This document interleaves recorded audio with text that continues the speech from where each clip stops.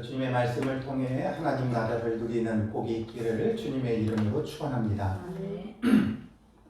지금 우리가 야곱의 집에 찾아온 큰 고난에 대해서 함께 말씀을 쭉 보아왔는데요. 고난에는 이유가 있어요. 하나님께서 그냥 고난시키지 않습니다. 그 고난에 이유가 분명히 있죠. 그런데 막상 그 고난을 걷는 순간에는 이해할 수가 없어요.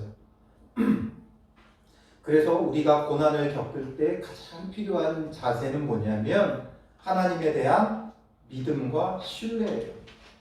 하나님에 대한 믿음을 가지고 분명한 하나님의 뜻이 있어요. 더 좋은 것, 더 복된 것을 주고자 하시는 하나님의 선한 섭리하심이 그 가운데 있다는 거예요. 근데 이게 결코 쉽지가 않죠. 우리가 다니엘 기도회를 참석하면서 여러 간증들을 듣다 보면 다들 어떤 표현들을 많이 쓰냐면 하나님에 대한 분노가 일었다 이런 말들을 하죠. 어제 간증한 개그우먼 정선희 씨도 그런 말을 하더라고요. 자기가 시간이 지나니까 하나님에 대한 분노가, 사람들에 대한 분노가 막 올라오더라는 거예요. 우리가 고난을 겪으면 우리도 모르게 그런 분노가 올라와요. 오늘 오전에도 함께 나눴듯이 우리 이런 감정, 분노의 감정은 사람에게 필요한 건 분명해요. 죄에 대해서 분노할 수 있어야 되죠. 비진리에 대해서 분노할 수 있어야 돼요. 그런데 우리는 분노하지 말아야 할 곳에 분노한다는 게 문제인 거예요. 그래서 고난 가운데 우리가 막상 남의 인생에 대해서 말하기는 쉬워요. 야곱이 그래서 하나님 앞에 고난당했다. 욥이 그래서 고난당했다. 그러니까 참고 견뎌야 된다. 남의 인생에 대해서는 말하기 쉬워요. 그런데 내 인생에 찾아온 고난이라면 달라요. 남에게 있는 고난은 가벼워 보이지만 막상 내게 찾아온 고난은 깃털 같은 고난이라도 지고보다 더 무거운 게 나의 고난이에요. 남들이 보기엔 뭐 그것 가지고 그러냐 말하지만 그게 내 고난이 되면 쉽지 않아요. 그렇기 때문에 고난이 찾아왔을 때 우리에게 필요한 건 하나님의 분명한 계획과 섭리하심이 있다는 걸 우리가 믿고 신뢰하며 그 고난을 감당하는 거예요. 그렇지 않기 때문에 사람들은 분노하고 처음에는 분노해요. 근데 시간이 지나면요. 그 분노가 이제 무엇으로 찾아오냐면 낙심으로 찾아와요. 그 끝에는 낙심이 와요. 아, 안 되는구나. 난 뭘 해도 안 되는구나. 아무것도 할 수 없구나. 그 낙심 뒤에는 뭐가 찾아오냐면 외로움이 찾아와요. 나만 홀로 겪는 고난이구나. 남들은 다 잘 사는 것 같은데 나만 홀로 덩그러니 나를 도와줄 사람도 없고 나는 홀로 있다. 이러면서 외로움이 찾아와요. 이 외롭다는 말을 하는 사람들 끝이 뭐냐면 자살이에요. 자살하는 사람들을 보면 그들이 자살하기 직전에 가장 많이 쓰는 말이 외롭다는 말이에요. 외롭다는 표현을 많이 써요. 하나님께서 내게 무슨 일을 행하시는지를 이해하지 못하면 사람들은 외로움이 찾아오는 거예요. 그래서 오늘 우리에게 중요한 건 하나님에 대한 믿음과 신뢰를 가지라는 거죠. 정말 말로 다 할 수 없죠. 야곱의 그 딸 디나가 겁탈당하는 이 사건 앞에 야곱의 마음이 얼마나 무너졌겠어요. 고대 사회니까 여자는 소유물로 여겨졌고 그래서 뭐 출가하면 끝이고 지참금 받으면 딸을 주는 게 일례였고 지금 세겜은 그 지역의 추장이고 족장이고 대표자니까 어떻게 보면 성은을 입은 것이고 그러니 괜찮다 말할 수도 있겠지만 그러나 그게 내 문제는 다르다는 거예요. 시대와 모든 걸 뛰어넘어 야곱에게 얼마나 큰 상처가 되고 아픔이 됐겠어요. 딸이 그런 몹쓸 일을 당했을 때 그 마음의 아픔을 누가 뭐라고 말할 수 있겠어요. 하나님께서 그에게 이래서 이러하셨다 말은 쉽지만 우리에게 정말 중요한 건 그런 고난 가운데 하나님을 향한 믿음, 신뢰 이걸 우리가 끝까지 놓지 않는 것 이게 믿음인 거죠. 다른 게 믿음이 아니라 끝까지 하나님을 믿는 거예요. 하나님은 다 이유가 있다. 이 믿음이죠. 저는 제가 가장 바라는 게 있다면 그거예요. 제가 무슨 말을 해도 성도들이 믿고 기다리는 거죠. 아, 우리 목사님 뭔가 이유가 있을 거야. 전 그런 성도들하고만 있으면 뭘 해도 다 할 수 있을 것 같아요. 그런데 뭔가 요즘 막 이게 들려오는 소식들은 별 것도 아닌 걸 가지고 트집을 잡아가지고 사람들을 막 모함하고 이런 걸 들어보면 참 불쌍하다, 안타깝다. 그러니까 정말 중요한 건 신뢰와 믿음의 관계예요. 뭐라 말했다 할지라도 믿음과 신뢰를 가지고 기다려줘야죠. 하나님에 대한 그 믿음과 신뢰가 있어야 되고 또 공동체에 대한 그런 믿음과 신뢰가 있어야 돼요. 혹시 어디서 성도가 목사님 욕을 하고 다닌다 이런 이야기를 하더라도 그럴 때는 뭔가 이유가 있을 것이다. 우리가 그런 마음으로 열어놓고 그 사람을 포옹해 줄 수 있어야 되는 거예요. 그런 관계가 됐을 때 목사님이 설교할 때 이런 이야기 하더라 저런 이야기 하더라 맨날 헌금 강조하더라 그랬을 때 그럴 만한 그 어떤 이유와 그 사정들을 우리가 생각하고 신뢰하고 믿는 그런 관계가 되어지는 게 중요해요. 그동안의 삶을 보아왔고 무조건 막연히 믿고 기대하라는 게 아니라 그동안 함께 해왔던 그 시간 동안 보아온 만큼 서로를 믿고 기다리고 신뢰해주는 그런 관계가 목회자와 성도의 관계가 되어져야 되고 하나님과 우리와의 관계가 되어져야 돼요. 이전에 하나님이 베푸셨던 은혜는 싹 잊어버리고 자그마한 지금 찾아온 고난 하나로 하나님을 비방하고 하나님을 떠나면 안 된다는 거죠. 하나님은 무슨 뜻이 있을까? 무슨 이유로 이런 일을 행하셨을까? 이런 게 중요해요. 그래서 왜 야곱의 가정에 이런 큰 고난이 찾아오게 하셨는가가 이제 오늘 본문에서 밝혀지는 거예요. 하나님이 살아계신다는데 어떻게 이런 일을 당하게 하시느냐? 아니죠. 하나님께서 왜 그렇게 하셨을까? 어떤 이유가 있었을까? 그게 바로 오늘 본문으로 이어지는 거예요. 오늘 1절에 보면 하나님이 야곱에게 이르시되 굉장히 중요한 거예요. 하나님께서 그동안 침묵하고 계셨는데 그 침묵을 깨고 말씀하시는 거예요. 그러면서 말씀하시는 게 뭐예요? 일어나 베델로 올라가서 거기 거주하며 내가 내 형 에서의 낯을 피하여 도망하던 때에 내게 나타났던 하나님께 거기서 제단을 쌓으라 말씀하시죠. 가장 먼저 하나님께서 말씀하신 첫 단어가 뭐예요? 일어나, 일어나라 이거예요. 일어나라라는 이 말은 말 그대로 일어나라는 거죠. 그런데 이 일어나라는 말에는 어떤 의미가 담겨 있어요? 그냥 동작으로 의자에 앉아있고 바닥에 앉아있던 사람 보고 일어서라는 게 아니에요. 성경에서 일어나라고 말씀하실 때는 그 일어나라는 말에는 성도의 그 듣는 사람의 결단을 촉구할 때 쓰는 말이에요. 이제는 결단해라. 하나님이 주신 그 말씀 앞에 순종하며 반응해라. 이거예요. 일어나라 라는 건 이제 비전을 향해 나아가라는 거예요. 그동안 야곱은 앉아 있었죠. 의자에 앉아 있었다. 그 앉아 있다는 게 아니라 어디에 앉아 있었어요?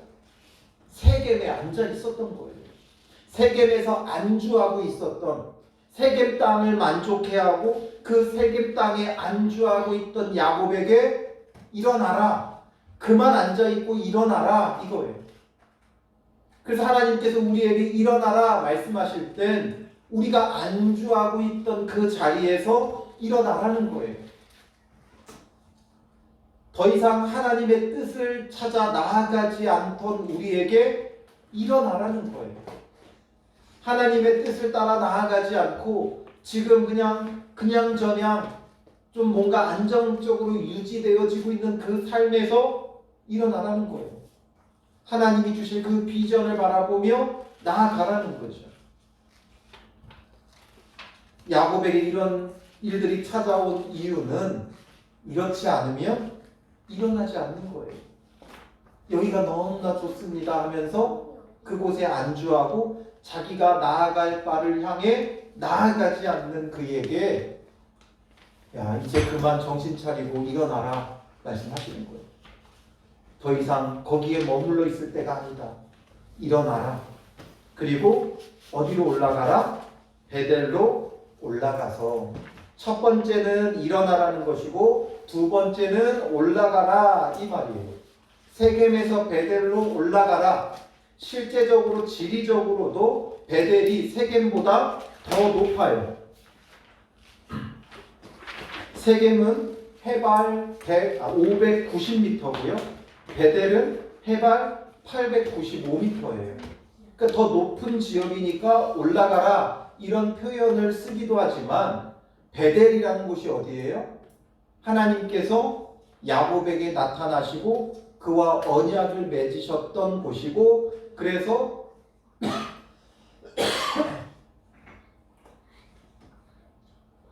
야곱이 베델이라고 이름했어요. 벳은 뭐예요? 집이죠. 집. 엘은 하나님. 하나님의 집이다 이거예요. 하나님의 집으로 올라가라. 이건 지리적으로도 더 높은 곳이기에 올라간다라는 의미를 쓰기도 하지만 영적으로는 하나님의 집으로 올라가라 이거예요. 너가 거주할 곳은 이곳이 아니라 하나님 나라, 천국으로 올라가야 한다. 이것을 지금 우리에게 말해주고 있는 거죠. 즉 오늘 우리도 내 삶에 안주하려고 하는 데서 내가 먹고 사는 문제, 야곱은 세겜에서는 먹고 사는 문제가 해결되는 곳이었어요. 세겜은 자기의 먹고 사는 바가 해결되어지는 곳이에요. 그곳에서 살면 부유하게 살 수 있고 넉넉하게 살 수 있는 그곳이에요. 그곳이 목적지가 되어서 그곳에 머무르고 있으면 안 되고 이제는 하나님의 집으로 올라가야 한다. 이건 오늘 우리에게 하나님 나라가 우리의 비전이 되어 우리가 꿈꿔야 하는 것이 하나님 나라가 되어 하나님 나라를 향해 나아가는 자가 되어야 한다. 이걸 말하고 있는 거죠. 삶의 육체적인 필요에 만족에 안주해 있지 말고 우리는 영적으로 우리의 비전 하나님 나라를 이루어가는데 사명을 두고 나아가야 한다. 이걸 우리에게 말해주는 거예요. 그래서 예수님께서도 그런즉 너희는 그의 나라와 그의 의를 구하라 말씀하시죠. 우리가 꿈꿔야 되는 것, 우리가 나아가야 하는 건 하나님 나라예요. 이 땅의 어떤 성공이 우리의 목적이 아니라 하나님 나라가 우리의 목적이 되어야 돼요. 하나님께서 예수 그리스도를 통해 다스리고 통치하는 진정한 천국, 그 하나님 나라를 이루기 위해 우리는 일어나야 돼요. 그동안 우리의 목적이 어디에 있었습니까? 여러분들의 삶의 목적이 어디에 있었습니까? 취직하는 데 목적이 있었습니까? 아니면 좋은 학교에 들어가는 데 목적이 있었습니까? 좋은 곳에 시집 장가가는 데 목적이 있었습니까? 자녀들을 어디에 좋은 곳에 취직시키고 학교에 보내고 이런 데 목적이 있었습니까? 이런 것이 바로 목적이 되어 있을 때 우리는 세겜에 안주하고 있는 야곱이 되는 거예요. 그럴 때 그곳에 앉아 있을 수만 없도록 하나님께서 고난을 더하시는 거죠. 편안하니까 그곳에 자리를 깔려고 그래요. 그러니까 일어나라는 거예요. 그게 목적이 아니다. 세겜은 과정이에요. 중간에 잠깐 들렸다 가는 지역이지 멈추는 곳이 아니에요. 그 얘기는 다시 말하면 우리가 좋은 학교에 들어가고 좋은 곳에 취직하고 좋은 곳에 시집장가 보내고 좋은 무언가를 이루고 이런 것이 우리의 삶의 목적지가 아니라 그건 우리가 목적지를 향해 가는데 얼마든지 거쳐가는 중간 정류장에 불과한 거예요. 정류장에서 내리지 않죠. 목적지에서 내려야 돼요. 가는 곳에 어떤 정류장이 있든지 내리지 않아요. 목적지까지 가야 내리는 거예요. 그 목적지를 향해 가다 보면 대학 진학이라는 정류장도 오고 또 가다 보면 결혼이라는 정류장도 오고 가다 보면 취직이라는 정류장도 찾아오고 이런 정류장들을 거쳐가면서 우리는 쭉 한결같이 나가야 되는 건 하나님 나라예요.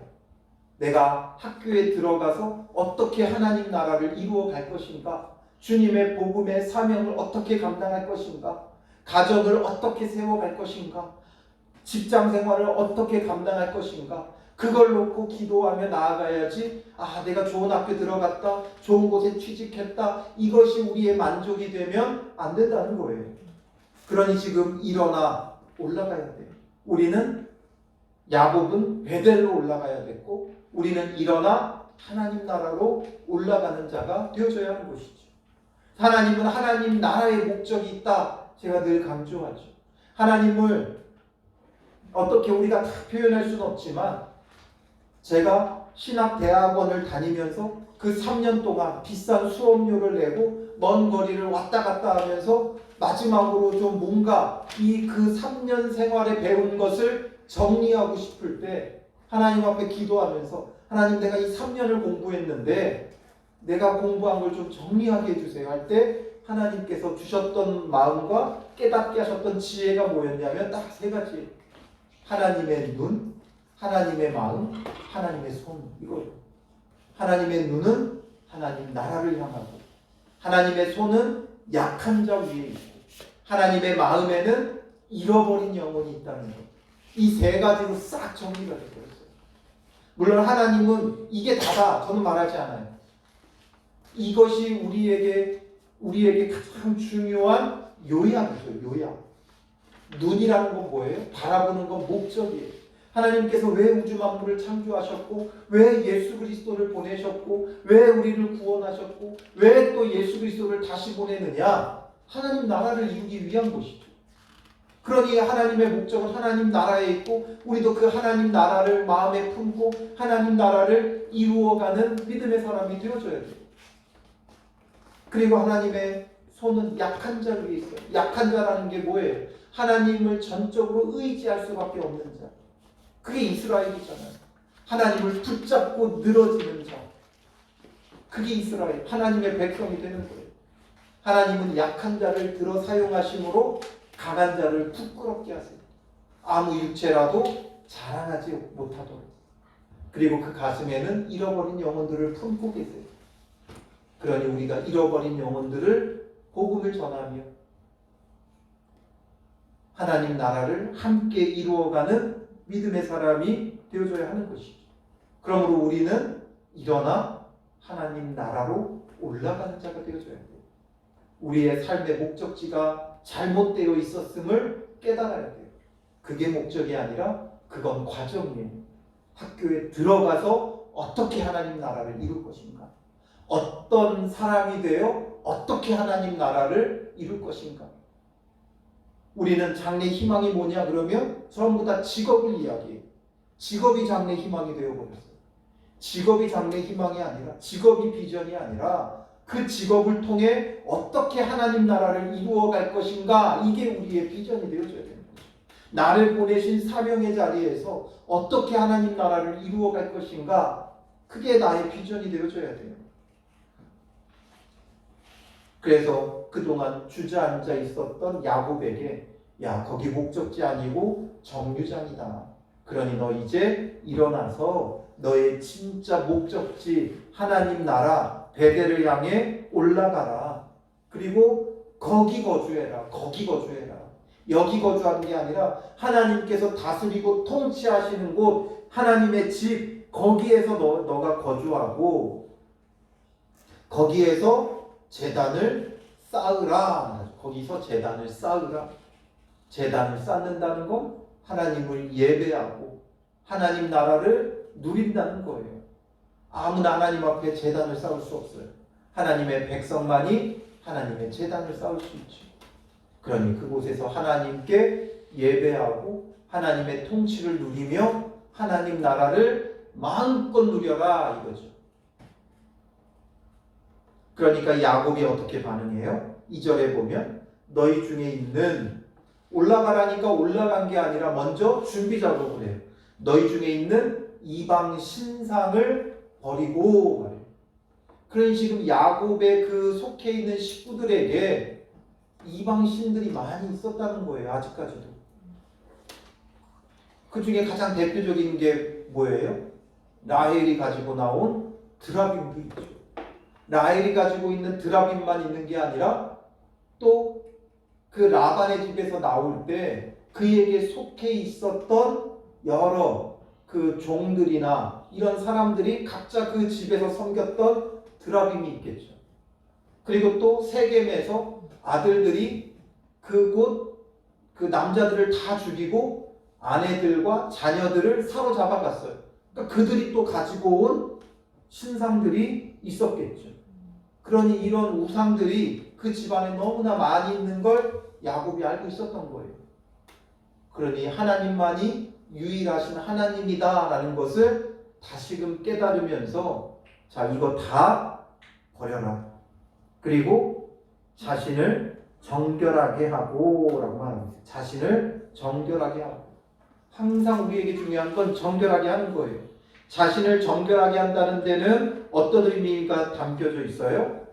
그 마음을 정결하게 하라는 거예요.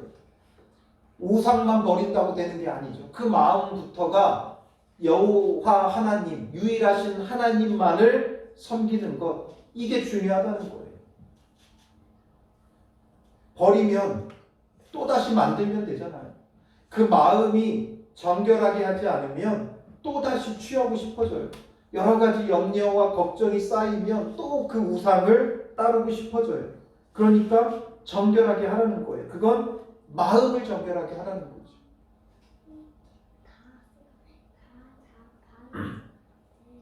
그래서 오직 유일하신 하나님만 바라보는 신앙을 회복하라는 거예요. 그리고 세 번째로 너희들의 의복을 바꾸어 입으라. 옷을 바꿔 입으라고 말씀하세요. 옷을 바꿔 입는다는 데는 어떤 의미가 담겨 있겠습니까? 하나님께서 그의 백성들을 정결하게 할 때 의복을 꼭 빨게 하셨어요. 의복을 빨아라. 왜 옷을 갈아입고 옷을 빨게 하느냐? 우리가 옷이 달라지면 행동이 달라지게 되어 있어요. 내가 어떤 옷을 입느냐에 따라 다르죠. 체육복을 입었을 때는 아무래도 행동이 자유로워요. 그러니까 체육복을 입으면 아무데나 앉고 아무렇게나 행동해도 돼요. 그런데 정장, 정말 좋은 옷, 아끼는 옷 입으면 어떻게 돼요? 행동이 절제가 되어지죠. 아무데나 함부로 앉지 않아요. 행동 거지도 함부로 하지 않아요.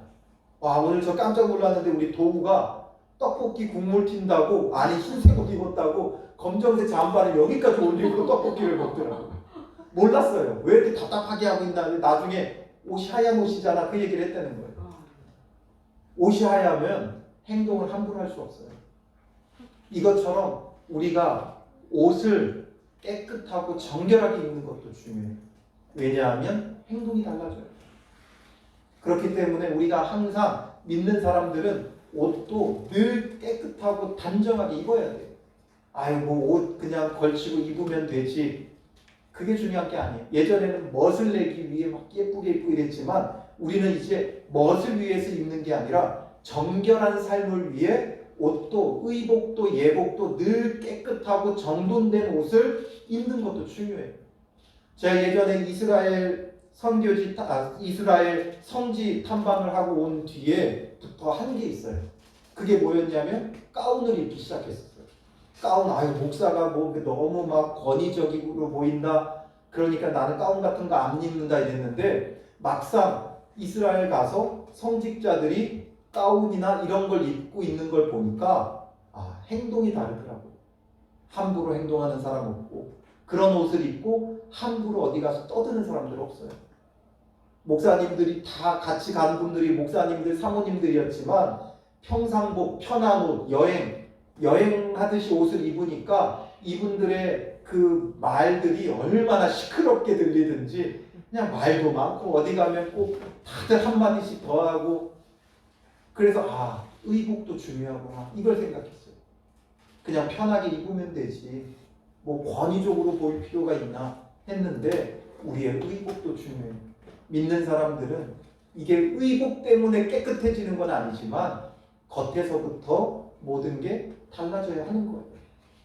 그래서 예전에는 교회 차들이 밖에 돌아다니는 거 보면 대부분 교회의 이름들이 써붙여져 있었어요. 근데 요즘은 잘 안 붙여요. 아예 교회 차로만 이용하는 경우 아니면 잘 안 붙여요. 왜냐하면 이 차들이 자기들 조금 편하게 과속도 좀 해야 되고 급할 땐 신호 위반도 해야 되는데 교회 이름 써붙여 있으니까 안 된다는 거예요. 그러니까 그런 걸 요즘 이제 자석식으로 해서 주일날 차 운행할 때만 딱 붙이고 떼고서 그냥 막 편하게 운전하죠. 그 교회 이름 하나 붙어 있고 안 붙어 있고의 차이도 그래요. 이런 것처럼 우리의 행동이 우리의 예복에서부터 오는 거예요. 하나님 앞에 서 있는 자로서 정말 우리의 옷도 의복도 정결하고 정갈하게 입는 게 중요해요. 그래서 의복을 바꿔 입게 하시죠. 새로운 출발을 알리는 것이고 그들의 행동 거지를 새롭고 정결하고 깨끗하게 하고 조심스럽게 하고 절제하게 하는 역할을 하는 거예요. 그래서 항상 옷도 정결하고 정갈하게 이렇게 입는 것도 우리에게 도움이 되는 거죠. 그래서 야곱은 철저히 정결하게 하는 거예요. 우상도 제거하고 그리고 자기 자신을 정결하게 하고 마음을 씻고 그리고 의복까지 바꿔 입게 하는 거예요. 그리고 3절에 명하죠. 우리가 일어나 베델로 올라가자. 하나님께서 일어나 베델로 올라가라 말씀하신 대로 우리가 이제 함께 일어나자는 거예요. 우리가잖아요. 우리가. 내가 일어나 가겠다가 아니라 우리가 함께 일어나 베델로 올라가자. 성도 여러분, 우리 청라 영천교회가 함께 일어나 하나님 나라로 올라갑시다. 우리의 마음을 정결하게 하고 모든 우상을 버리고 우리의 예복까지도 바꿔 입으면서 우리가 이제 하나님 나라로 올라가는 믿음의 공동체가 되어야 하는 거예요. 내 환난 날에 내게 응답하시며 내가 가는 길에서 나와 함께 하신 하나님께 내가 거기서 제단을 쌓으려 하노라. 이제 진정한 고백이 나오죠. 환난 날에 내게 응답하시며 내가 가는 길에서 나와 함께 하신 하나님, 그 하나님께 내가 거기 가서 제단을 쌓으려 하노라. 그동안은 그렇지 않았던 거예요. 내 환난 날에 하나님께서 내게 응답하시고 나와 함께 하셨다는 걸 느끼지 못했던 거죠.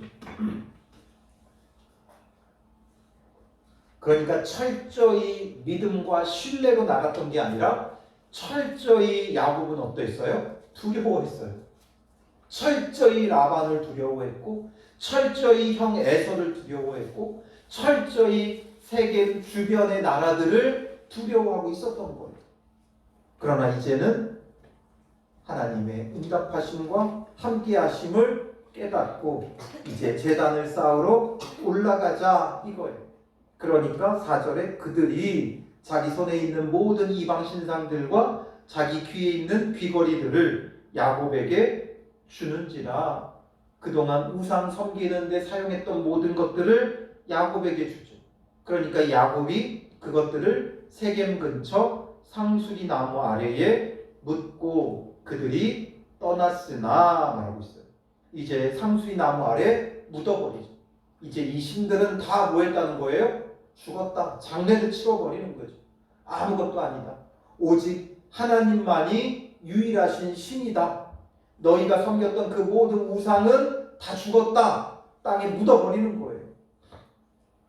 그리고 그들이 떠났지만 하나님이 그 사면 고울들로 크게 두려워하게 하셨으므로 야곱의 아들들을 추격하는 자가 없었더라. 야곱은 두려워했죠. 앞선 본문에서 야곱이 어떻게 두려워했어요? 30절에 보면 34장 30절에 야곱이 시므온과 레위에게 이르되 너희가 내게 화를 끼쳐 나로 하여금 이 땅 주민 곧 가나안 족속 브리스 족속에게 압취를 내게 하였도다. 나는 수가 적은즉 그들이 모여 나를 치고 나를 죽이리니 그러면 나와 내 집이 멸망하리라. 이들이 지금 세겜 족속을 몰살시킨 것을 주변에 있었던 가나안 족속, 브리스 족속이 듣게 되면 나 가만히 안 둘 거다. 저들이 나를 죽일 거다. 그래서 두려워하고 있었죠. 그런데 하나님이 어떻게 하세요? 크게 두려워하게 만들어 버리는 거예요. 야곱을 크게 두려워하게 만들어 버리는 거예요. 그러니까 아무도 추격하는 자가 없죠. 야곱의 그 고민들, 그 두려움들 얼마나 헛된 것이었습니까? 고민할 필요가 없었고 이미 하나님께서 다 해결해 놓으셨는데 혼자서 난리를 친 거죠. 우리는 이럴 때가 너무나 많아요. 하나님께서 이미 만져 놓으셨고 하나님께서 다 인도하고 계셔요. 우리가 설레발을 치는 거예요. 설레발. 말 그대로 설레발이 되고 있어요. 제가 어떤 목사님의 설교를 듣다 그런 예화를 드시더라고요. 대한항공을 다니던 아주 신실한 믿음의 사람이 있었대요. 성도님이 있었대요.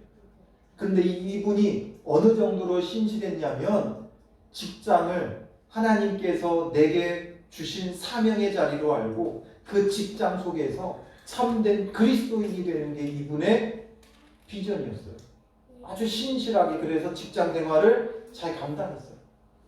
그런데 문제가 찾아왔는데 어떤 문제였냐면 진급 시험을 봐야 되는데 이 진급 시험이 주일날 보는 거예요. 그러니 직장 속에서 뭔가 영향력 있는 그리스도인이 되려면 진급해야 되잖아요. 계속 만년 대리로 머물러 있고 말단 직원으로 머물러 있으면 그것도 또 모양새가 좋은 건 아니죠. 내 믿음 지키겠어 하면서 그럴 수도 저는 있다고 봐요. 그렇게 할 수도 있어요. 그런데 그렇게 하는 것이 별로 유익해 보이지는 않고 그래서 뭔가 진급 시험은 봐야 되겠고 근데 주일날 보고 그 주일날 나는 예배를 드려야 되고 이런 것 속에 엄청나게 고민을 했대요. 야, 이거 어떻게 해야 되나? 봐야 되나? 말아야 되나? 신앙 양심상 나는 철저히 주의를 지키고 싶은데 또 시험도 봐야 되겠고 이런 것 속에서 한참 고민을 하며 기도를 했대요. 기도를 하다가 하나님께서 어떤 마음을 주셨냐면 회사에 건의를 하라는 거예요. 이 대한항공이 그냥 뭐 사주가 막 그리스도인이고 뭐 이러면 그런 건의를 받아들일 수도 있잖아요. 그런데 이 대한항공이 굉장히 우상숭배로 강한 그런 집단이에요. 제가 인하부고를 나왔거든요. 그때 이제 인하부고가 이제 인하부고 자체가 그 대한항공이 이사장인 그런 학교죠. 이 학교의 인자, 하자 이게 다 뭐 불교, 뭐 도교 이런 데서 갖고 온 글자예요. 그리고 또 이런 비행기를 띄우니까 얼마나 그런 고사 이런 게 강한 그런 기업인지 몰라요. 그런데 그런 곳에서 주일날 이거 시험을 이거를 건의한다고 이게 뭐가 될까? 근데 이분이 건의를 했대요. 주일날 시험 보지 말고 토요일날 보자. 교회 가야 되는 그리스도인들이 있다. 이렇게 그냥 건의를 했는데 그게 그냥 받아들여줬대요. 그냥 뭐 여러 번 한 것도 아니고 회사에 뭐 이렇게 건의하고 뭐 이런 거 있잖아요. 건의하는데 거기다가 건의를 했더니 그게 그냥 받아들여져서 그래 토요일날 시험 보자 이래서 토요일날 시험 보기가 됐다는 거예요. 그러니 우리는 우리의 머리로는 야 이거 봐야 되냐 안 봐야 되냐 내가 어떻게 해야 되냐 막 고민하고 싸매고 고민하지만 한마디의 건의도 받아들이게 하시는 분이 하나님이신 거예요. 그게 받아들여질 수 있는 기업 문화가 아니고 또 기업 대표가 아니에요. 그럼에도 불구하고 그런 것들이 그냥 쉽게 받아들여져요. 하나님의 방법은 너무 쉬워요. 근데 우리는 그 쉬운 방법 놔두고 스스로 어려운 방법을 택해서 고민하고 또 고민하고 그리고 또 고민하고 안 끝나죠. 고민이 끝나지 않아요. 꼬리에 꼬리를 무는 고민이에요. 이렇게 하면 또 이게 걱정되고 또 저렇게 하면 저게 걱정되고 그래서 고민만 하고 있는데 하나님의 방법은 너무 쉽죠. 이미 야곱을 위해 라반의 꿈속에 형용하셨고 이미 에서의 마음까지 다 바꿔놓으셨고 이렇게 다 하나님께서 하시는데 야곱은 혼자 고민하고 있었던 거예요. 그러니 하나님께서 크게 두려워하게 만들어버리죠. 이것을 지금 누구에게 말씀하고 있다고 그랬어요? 출애굽한 이스라엘 백성에게 말해주고 있는 거예요. 그러니 너희들 가나안 땅에 살고 있는 이 일곱 족속 두려워하지 말고 가나안 땅에 믿기만 하고 들어가라. 내가 너희에게 주겠다고 약속한 그 가나안 땅 들어가기만 해라. 이 메시지를 던지고 있는 거예요. 그리고 이제 수천 년이 지난 우리가 읽을 것도 아시고 지금 너 이것 때문에 고민하고 있지. 너 저것 때문에 고민하고 있지. 내가 다 손 써놨다. 내가 다 만져놓았다. 내가 다 준비해 놓았다. 믿기만 하고 나아가라. 이게 바로 주님이 우리에게 주고자 하시는 메시지. 야곱이 이러했더라. 이 내용을 우리가 아는 게 중요한 게 아니라 이곳에 담겨있는 하나님의 메시지와 하나님의 손길. 그래서 추격하는 자가 없고, 그리고 야곱이 그와 함께한 모든 사람이 가나안 땅 루스 곧 베델에 이르고 그가 거기서 제단을 쌓고 그곳을 엘베델이라 불렀으니 말하죠. 엘베델. 베델에다가 엘까지 하나 더 더했어요. 그러니까 엘베델은 뭐겠어요? 베델의 하나님이라는 거예요. 베델의 하나님. 베델의 하나님. 그 얘기는 뭐예요? 내가 베델에서 만났던 그 하나님이 진짜 하나님이다 이거죠. 진짜 신이다 이거예요. 이 시대에 수많은 신들이 있을 때 베델에서 만났던 그 하나님이 진짜 하나님이다는 신앙 고백이 비로소 나오는 거죠. 이는 그의 형의 낯을 피할 때에 하나님이 거기서 그에게 나타나셨더니더라. 그러니 그때 나타나셨던 그 하나님이 진짜 하나님이구나. 진짜 신이구나. 베델에서 나타났던 그 신이 진짜 신이다. 이걸 말하는 거예요. 자, 항상 말씀드리지만 하나님이라는 우리는 독특한 단어를 쓰기 때문에 하나님이 딱 지정된 한 신으로 보여지지만 사실상 이 개념은 그냥 신의 개념이에요. 신인데 베델에서 내가 만났던 그 신이 진짜 신이다 이거죠. 베델에서 만났던 그 신이 진짜 신이다. 신이라 불리워지는 것이 너무나도 많은, 손으로 다 셀 수도 없는 그곳에서 내가 베델에서 만났던 그 신이 진짜 신이다. 이것을 지금 그가 고백하고 있는 거예요. 그리고 리브가의 유모 드보라가 죽음에 그를 베델 아래 상수리 나무 밑에 장사하고 그 나무 이름을 알론바굿이라 불렀더라. 이 드보라가 왜 야곱과 동행했는지는 정확하지 않아요. 그러니까 야곱이 이 브엘세바를 떠날 때 리브가가 함께 보냈다는 설과 또 리브가가 야곱과 여러 가지 연락을 주고받기 위해 이 드보라가 왔다 갔다 했다는 설과 또 리브가가 죽은 다음에 야곱에게로 보내졌다는 설과 수많은 설만 있어요. 확실치는 않아요. 근데 어쨌든 야곱의 일행 가운데 이 드보라가 섞여 있었고 그가 죽으니까 이곳에서 베델 아래에 있는 상수리 나무 밑에 장사했고 그 이름을 알론바굿이란 애곡의 상수리 나무 이런 뜻이에요. 애곡의 상수리 나무. 그래서 이곳에서 장사하게 되고 이제 야곱이 바단 아람에서 돌아오네. 이곳에 오니까 비로소 야곱이 바단 아람에서 돌아왔다. 성경도 말하고 있는 거예요. 그러니까 지금 야곱이 세겜에 있을 때는 아직 돌아온 게 아니었어요. 돌아오는 과정 중에 있는데 세겜에 머물러 버렸던 거죠. 그러니 여기에 와서 이제 베델에 왔을 때 하나님께서도 성경에도 야곱이 바단 아람에서 돌아오매라고 이제 온 거죠. 이제서야 온 거예요. 그러니 하나님이 다시 야곱에게 나타나사 그에게 복을 주시고 그 목적지로 돌아오니까 하나님이 복을 주시는 거예요. 우리가 나아가야 할 곳에 가야 복이 있는 거예요. 거기까지 가야 복이 있는 거예요. 근데 우리는 가는 과정 중에 복이 있기를 바라죠. 그러나 목적지에 도착해야 복이 있는 거예요. 하나님의 일하심은 완성되어져야 성취돼요. 끝까지 가야 성취돼요. 그러니까 이 베델에 돌아와야 복이 임하는 거예요. 하나님의 방식은 그래. 우리는 뭔가 조금씩 되어졌으면 하지만 하나님의 방식은 때가 차면 확 이루어져요. 때가 찼을 때 완전히 이루어져요. 마치 물이 끓듯이. 물은 100도가 돼야 끓기 시작하는 거예요. 100도가 되기 전까지는 미동도 없어요. 가만히 있어요. 뭔가 점점 방울방울 올라오면서 점점 끓어가는 게 아니라 100도 되는 순간부터 확 끓어요. 그걸 임계점이라고 해요.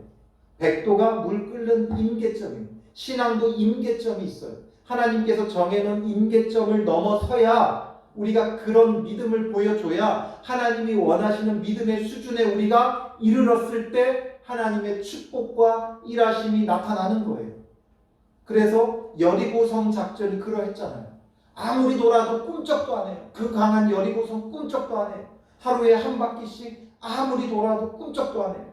마지막 날 한 바퀴, 두 바퀴, 세 바퀴 돌아도 꿈쩍도 안 해요. 돌가루 하나 흘러내리지 않아요. 그러나 마지막 7바퀴를 다 돌았을 때 그때 외침과 동시에 성이 일시에 무너져 내려버리죠. 그 모든 것이 완성돼야, 믿음이 완성돼야 하나님의 축복도 임하는 거예요. 그러니 하나님이 그에게 이르시되 내 이름이 야곱이지만은 내 이름을 다시는 야곱이라 부르지 않겠고 이스라엘이 내 이름이 되리라. 이미 야복강 나루에서 내 이름이 무엇이냐 묻고 이스라엘이라 하라 말씀하셨지만 다시 한번 확인해 주죠. 왜 그래요? 이스라엘답지 않은 삶을 살아온 거예요. 이스라엘이 되어야 되는데 이스라엘답지 않았어요. 그러니 이제서야 믿음으로 도착지에 왔기 때문에 이제 이스라엘이 내 이름이 될 것이다. 하나님께서 이스라엘로 온전히 인정해 주는 거죠. 오늘 우리도 하나님의 자녀로 하나님의 백성으로 온전히 인정받는 믿음을 가져야 돼요. 그리고 그가 그의 이름을 이스라엘이라 부르시고 11절에 하나님이 그에게 이르시되 나는 전능한 하나님이라 다시 말씀하시죠. 나는 전능한 하나님이다. 창세기에서 우리가 알아야 되는 하나님은 전능한 하나님이에요.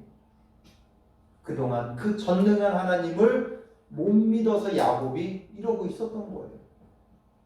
전능하신 하나님인 것을 몰라서 이렇게 살았던 거죠.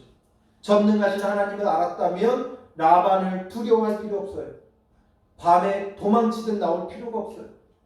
라반에게 통보하면 돼요. 나 이제 하나님이 가라 해서 갑니다. 말하고 나오면 돼요. 가나안 땅에 들어갈 때 에서를 무서워할 필요가 없어요. 하나님이 가라고 하셨고 전능하신 하나님이니까 하나님께서 그 문제를 해결하실 것을 믿고 가면 돼요. 때를 두 때로 나눴다가 예물을 이거 나누고 저거 나누고 때를 줄지어 만들고 야복강 나루를 먼저 건너게 이럴 필요가 없었다는 거죠. 숫곳에 머무를 필요도 없었고 세겜에 머무를 필요도 없었어요. 근데 전능하신 하나님을 믿지 못하는 까닭에 이 모든 일들을 복잡하게 왔다는 거죠. 복잡하게. 하나님의 명령과 동시에 올 수 있는 이것을 이 지름길을 버리고 혼자 돌아 복잡하게 온 거예요. 그래서 미스바에 갔다가 또 야복강에 갔다가 숫곳에 갔다가 세겜에 갔다가 어렵게 베델로 돌아온 거죠. 그러니 전능한 하나님이다 말씀하시면서 생육하며 번성하라. 한 백성과 백성들의 총회가 내게서 나오고 왕들이 내 허리에서 나오리라. 한 나라, 한 민족이 될 것을 하나님께서 약속해 주시죠. 총회가 되도록 하시겠다. 그리고 아브라함과 이삭에게 준 땅을 내게 주고 내가 내 후손에게도 그 땅을 주리라 하시고 이제 그 약속된 땅을 너에게 주겠다. 이 약속된 땅은 너의 것이다. 하나님께서 말씀하시죠.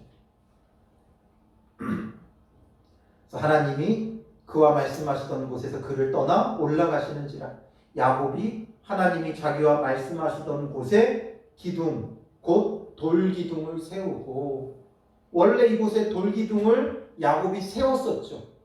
근데 이제 이게 지금 여기 온 때까지가 시간이 얼마나 걸렸어요?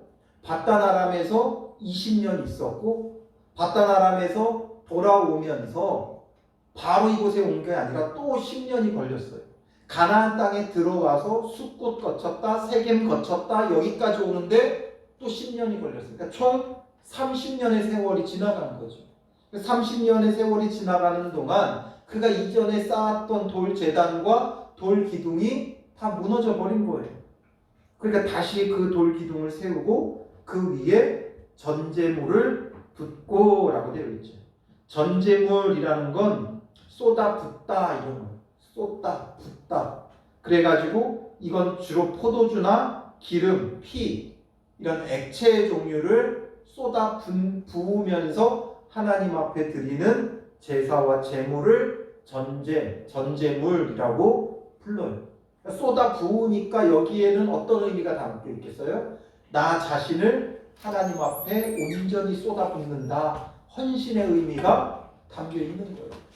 이제 비로소 야곱이 하나님 앞에 온전히 헌신된 자가 되어지는 거죠. 그리고 그 위에 기름을 붓고 기름을 붓는 건 거룩하게 구별하는 거죠. 그래서 이곳에서 하나님 앞에 헌신하며 하나님 앞에 거룩하게 구별하여서 이곳이 진짜 뭐가 되게 하는 거예요? 베델, 하나님의 집이 되게 하는 거예요. 오늘 우리도 하나님 나라로 올라가자 했죠. 그러면 그 하나님 나라를 위해 이제는 우리가 하나님을 섬기며 하나님 앞에 우리 자신을 온전히 쏟아부으며 하나님 앞에 거룩하게 구별해가는 그런 믿음의 사람이 되어야 하는 거예요.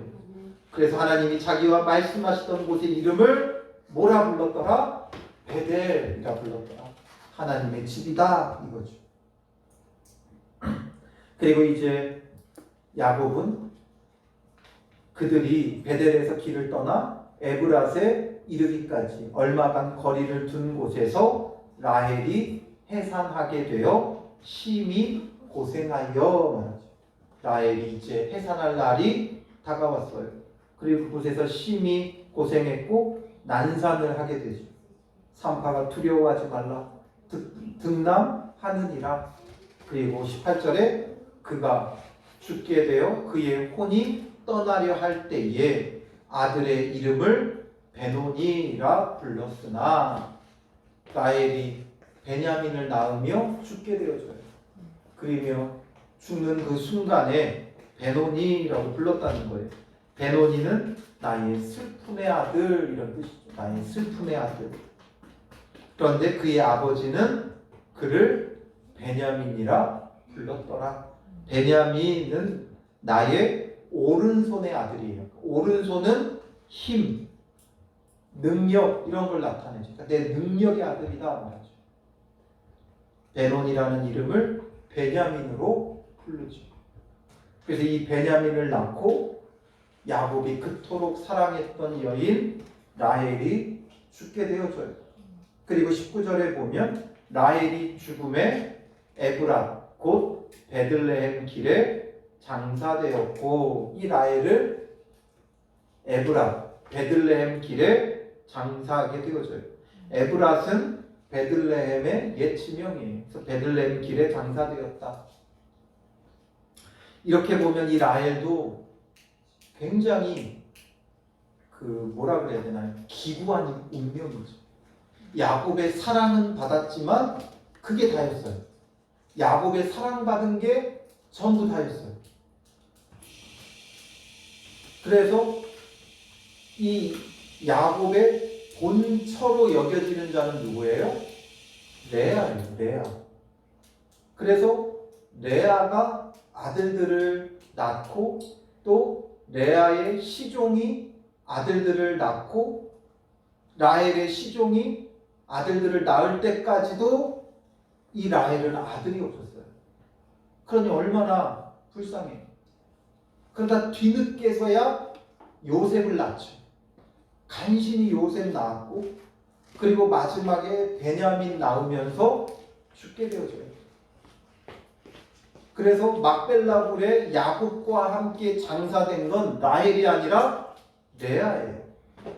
아무리 야곱이 사랑했어도 본 부인으로 인정받은 건 레아예요. 레아. 그러니까 라헬은 야곱의 사랑받은 게 전부예요. 처음에 라헬은 그게 대단한 줄 알았어요. 야곱이 자기 언니 레아가 아니라 자기를 사랑하는 걸 대단하게 여겼어요. 그러니까 자기 언니가 막 아들들을 낳을 때 시샘하게 되죠. 나에게 아들을 낳게 해라 막 하면서 야곱에게 막 따지기도 하고 막 그러죠. 그러나 아들이 없었고 아이를 낳지 못했고 간신히 11째로 요셉을 낳고 그리고 마지막 12째 베냐민을 낳으면서 죽게 되었어요. 참 기구한 운명이에요. 그것도 길에서 죽게 돼요. 얼마나 불쌍하고 가련한 여인입니까? 그러나 그 가련한 여인이 묻힌 곳이 어디예요? 베들레헴 길이에요. 이 베들레헴 길을 통해 나중에 누가 지나가게 돼요? 예수님을 잉태한 마리아가 지나가게 되죠. 그 길목에서 이 라헬은 예수님을 맞이하는 여인이 되는 거예요. 너무나 기구한 운명처럼 보였지만 하나님께서 예수 그리스도로 그 여인을 위로하시는 거예요.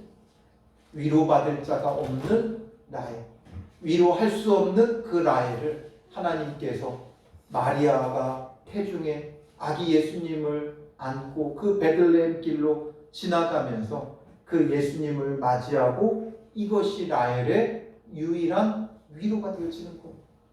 우리에게도 마찬가지. 이 인생에서 아무리 어렵고 기구한 인생이랄지라도 박복한 인생이랄지라도 예수 그리스도가 있으면 그게 우리의 최고의 위로가 되어지는 거예요.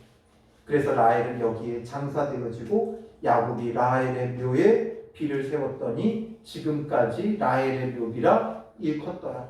이스라엘이 다시 길을 떠나 에델 망대를 지나 장막을 쳤더라. 이스라엘이 그 땅에 거주할 때에 르우벤, 이 르우벤은 장자예요. 첫째예요. 첫째 르우벤인데 레아에게서 낳죠. 레아에게서 차례로 4명의 아들이 나요. 첫째가 르우벤이고 둘째가 시므온이고 셋째가 레위고 넷째가 유다예요. 이 4명의 아들을 가장 먼저 차례대로 쭉 나왔는데 그 중에 첫째가 르우벤이에요. 근데 이 르우벤이 여기에서 어떤 짓을 해요?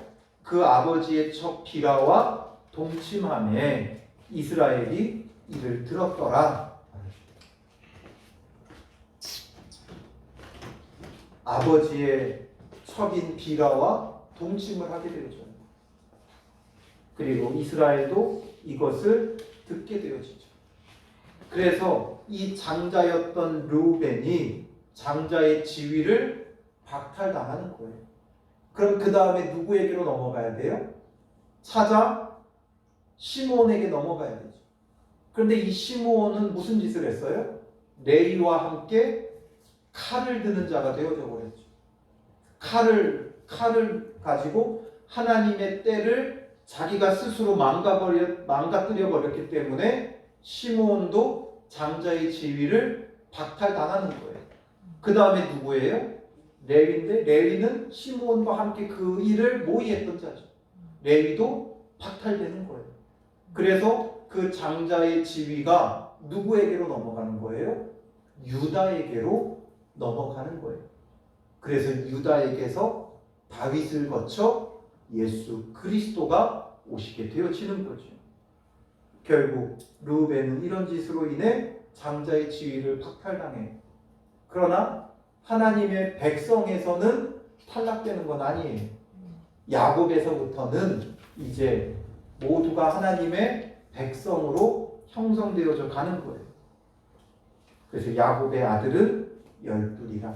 이 12이 이스라엘의 12지파가 되고 그 12지파가 되면서부터 하늘의 별과 바다의 모래처럼 그 후손이 많아지는 복이 이루어지게 되죠.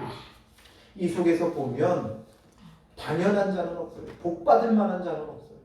그런데도 하나님의 전적인 은혜로 복을 부어주시죠. 얼마 전에도 말씀드렸지만 야곱의 삶을 보면 하나님께서 그를 축복하신다는 게 납득이 안 돼요. 이런 자를 철저히 두려워하고 철저히 인간적인 방법과 남의 발목을 잡는 그런 인생인데 하나님께서 그에게 복 주셨다는 것 이해가 안 돼요. 그런데 그게 바로 은혜라는 거예요. 그럼에도 불구하고 하나님께서 그 사랑을 거두시지 않고 은혜 베푸신다는 거예요. 우리가 하나님을 불의하다 할 수 있느냐? 그럴 수 없느니라. 왜 그럴 수 없어요? 야곱보다 더 악한 나도 사랑해 주시고 용서하시고 용납하신다는 거예요. 야곱의 집안 그 불의하고 불법하고 그런데도 하나님께서 패하거나 버리시지 않고 하나님의 약속을 따라 은혜 베푸신 것은 오늘 우리에게도 소망이 있다는 거예요. 그보다 더한 나라도 하나님께서 전적인 은혜로 나를 붙들고 계신다는 거예요. 그래서 은혜를 깨달아야지 하나님 왜 그러셨어요? 하나님을 불의하다 할 수 없다는 거예요. 이것으로 인해 하나님을 불의하다 말할 수 없다는 거예요. 이전에는 하나님이 불의하다 생각했어요. 하나님이 불공평하다 생각했어요. 가만히 보면 오히려 에서가 더 나아 보이고 가만히 보면 세겜과 하몰이 차라리 나아 보여요. 그러나 하나님은 야곱을 택하셨고 그에게 용서하시고 은혜 베푸시고 그를 지키시고 보호하시는 데는 그보다 더한 나도 하나님께서 사랑하고 계신다는 것. 하나님의 그 사랑이 끊어지지 않았다는 것. 우리에게 말해주고 있다는 것. 그러니 우리는 그 은혜를 느낄 수 있어야지 이걸 뭔가 우리가 이해하거나 납득하려 하면 안 돼요.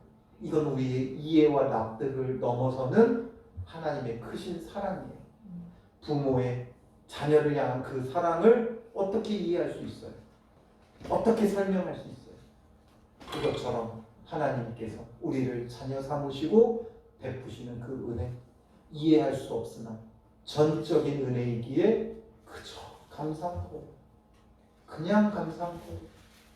그 은혜를 우리가 깨닫고 그 은혜 속에서 이제는 하나님을 근심케 하는 자가 아니라 전능하신 하나님을 믿는 참된 믿음의 삶.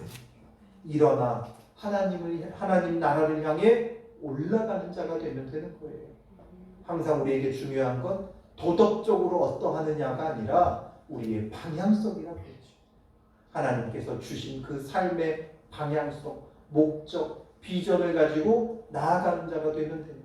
때로는 넘어질 수 있고 쓰러질 수 있지만 그래도 변함없는 하나님의 손길이 다시금 우리의 손을 붙잡고 일으키며 나아가게 하는 거예요. 그러나 우리가 방향조차도 제대로 잡지 못하면 그때부터는 방법이 없어요. 하나님께서도 우리를 내버려 두시는 거예요. 방향을 잃었을 때 디나를 그런 일들을 겪게 하면서 그로 하여금 다시금 방향을 찾게 하는 거죠. 그 일만 야곱이 잘못한 건 아니에요. 수많은 잘못이 있었지만 그래도 답단 아람에서는 방향성을 찾아 가나안 땅을 향해 나왔잖아요. 어쨌든 그 방향성을 가지고 나오니까 하나님께서 지켜주시고 인정해주시고 붙들어주시는 거예요. 그런데 오히려 가나안 땅에 들어가서 방향을 잃어버리니까 그곳에서 그냥 멈춰버리니까 하나님께서 움직이도록 고난을 더하시는 거죠. 그래서 우리에게 중요한 건 내가 도덕적으로 어떠했느냐, 이전의 삶이 어떠했느냐보다 중요한 건 하나님 안에서 나의 방향을 찾느냐 이거예요. 주님 안에서 그 방향을 잘 잡고 있으면 넘어지면 일으켜 주셔요. 잘못하면 용서해 주세요. 그러니 방향조차도 잡지 못하면 그때부터는 방향 잡으라고 떠미시는 일들이 우리에게 벌어지는 것이죠. 그래서 야곱은 다시금 방향을 잡고 나아가기 시작해요. 여러 가지 부족한 면들, 그의 아들들의 그 문제들 있지만 그래도 방향을 찾아 나아갈 때 하나님께서 응원하시고 붙들어 주시고 인도해 주시는 은혜가 야곱과 그의 가정에 함께했던 거예요. 그러니 오늘 우리도 주님 안에서 우리가 나아가야 할 삶의 방향을 잘 잡고 그 방향 속에서 하나님의 말씀 붙잡고 전능하신 하나님을 바르게 배우고 바르게 믿고 쫓는 믿음의 사람들이 되시기를 주님의 이름으로 축원합니다. 기도하겠습니다. 살아계신 아버지 하나님, 그동안 우리의 삶이 어떠했는지를 돌아봅니다. 삶에 안주하고 방향을 잡지 못하는 우리를 등 떠밀며 다시금 나아가게 하시는 주님이신 것을 바라보니 주님 바라보며 이제는 우리가 일어나 하나님 나라로 올라가는 믿음의 사람들 되게 하시고 하나님 나라에 거주하며 그곳에서 주를 예배하며 섬기는 참 믿음의 사람들 되게 하시고 우리 삶 속에 이루어지는 하나님 나라로 인해 하나님의 구원을 누리며 그 전능하신 하나님을 증언하는 믿음의 사람들 되게 하여 주시옵소서. 전능하신 하나님을 참되게 알지 못해 수많은 염려와 걱정과 두려움 속에 살아왔으나 이제는 우리가 전능하신 하나님을 알게 하시고 우리 안에 있는 모든 우상을 버리고 정결하게 하며 의복을 바꾸어 입고 주님 나라 향해 나아가는 믿음의 순례자들이 되게 하옵소서. 방향을 잃고 헤맬 수밖에 없는 우리에게 말씀을 통해 등불이 되어 주사 우리의 갈 길을 밝혀주시고 오직 빛 대신 우리 주 예수님 따라서 나아가는 믿음의 사람들 되게 하옵소서. 부족하고 연약하나 하나님께서 야곱과 그의 아들을 실어버리지 아니하시고 끝까지 은혜 베푸심을 바라보오니 우리가 부족함 속에 좌절하고 낭망하고 쓰러지기보다 빛 대신 주님 바라보며 주님의 은혜를 기억하며 일어날 수 있도록 인도하여 주시옵소서. 실어버리시지 아니하시는 하나님의 사랑과 그 은혜 속에서 기쁨과 감사함으로 나아가는 믿음의 사람들 되게 하여 주실 줄 믿사오며 예수님의 이름으로 기도합니다. 아멘.